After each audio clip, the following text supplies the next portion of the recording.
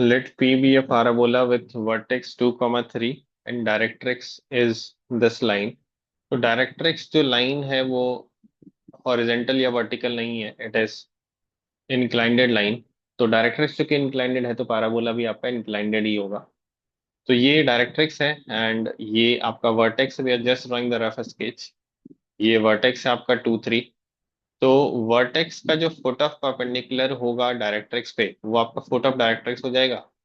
और फिर जब आप इधर एक्सटेंड करेंगे तो ये वर्टेक्स फोकस और फुट ऑफ डायरेक्ट्रिक्स का मिड पॉइंट होगा। मान लीजिए ये पॉइंट एम है और वर्टेक्स बी है।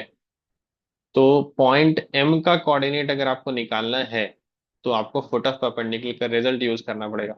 पहले तो लाइन का इक्वेशन आपको L equal to zero format में लिखना पड़ेगा, तो 2x + 5 - 6 = 0 हो गया। अब याद करिए फुट ऑफ परपेंडिकुलर निकालने का जो रिजल्ट होता था वो क्या था, difference of X coordinate divided by X coefficient is equal to difference of Y coordinate, तो β - 3 डिवाइड बाय वाई कोफिशिएंट जो कि 1 है। फिर नेगेटिव आप एक्स और वाई की जगह पे क्या रखते हैं, ये एक्स और वाई कोऑर्डिनेट रखते हैं।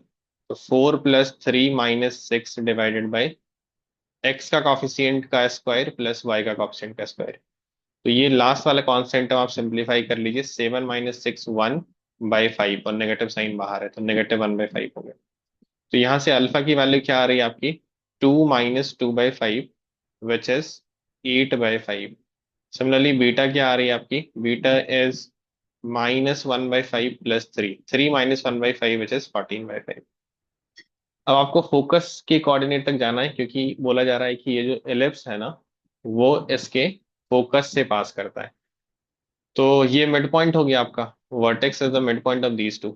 तो जब भी आपका ये तीन पॉइंट होता है जिसमें बीच वाला पॉइंट मिड पॉइंट होता है तो ये तीनों एपी में आ जाते हैं।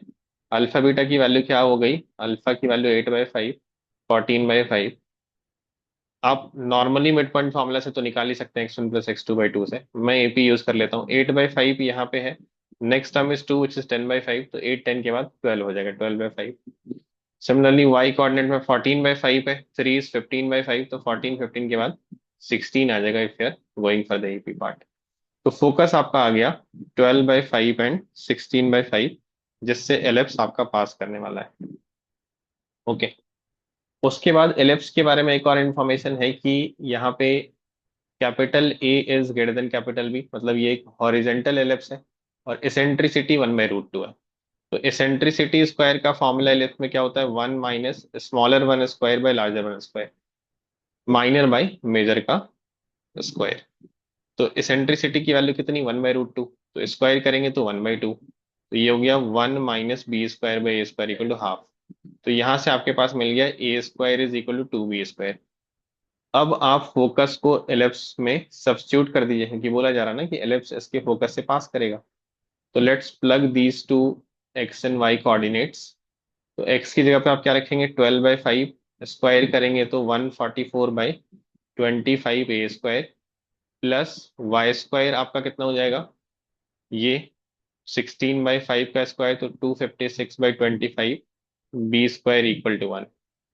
और आप a² की जगह पे 2b² सब्स्टिट्यूट कर दीजिए, उससे क्या होगा कि आपका अननोन एक ही बचेगा। तो ये हो गया 144/25 × 2b², तो बेसिकली 50b²। आप चाहें तो 2 कैंसिल कर सकते हैं नेक्स्ट स्टेप में, और यहाँ पे आप 256/b² = 1 रख सकते हैं। आई थिंक यहाँ भी 25 है, we are missing it, miss नहीं करना आपको। देन यू कैंसिल 2, ये 72 हो गया और ये आपका 25 हो गया। तो डिनोमिनेटर सेम हो जाएगा 25b², numerator will be add up. तो ये कितना हो जाएगा, 8 देन 3 328/25 b² = 1। तो b² की वैल्यू आ रही है 328/25। तो वहां से a² की वैल्यू भी आ जाएगी। अगर it is required will write it, अभी देखते हैं हमें चाहिए क्या, square of the length of lattice rectum. तो लेंथ ऑफ लैटिस रेक्टम का फॉर्मूला क्या होता है, इट्स वेरी सिंपल। किसी भी एलिप्स में लेंथ ऑफ लैटिस रेक्टम क्या होता है, 2 × smaller one square by larger one, 2b² आप ऐसे बोल सकते हैं।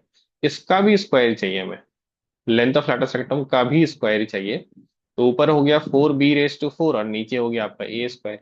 अब आप a² की जगह पे ये सब्स्टिट्यूट कर दीजिए 2b²।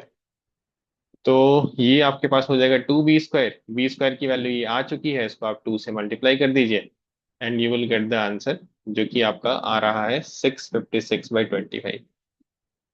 देखते हैं ये किस ऑप्शन में है, ये ऑप्शन डी में है, and that is the answer given.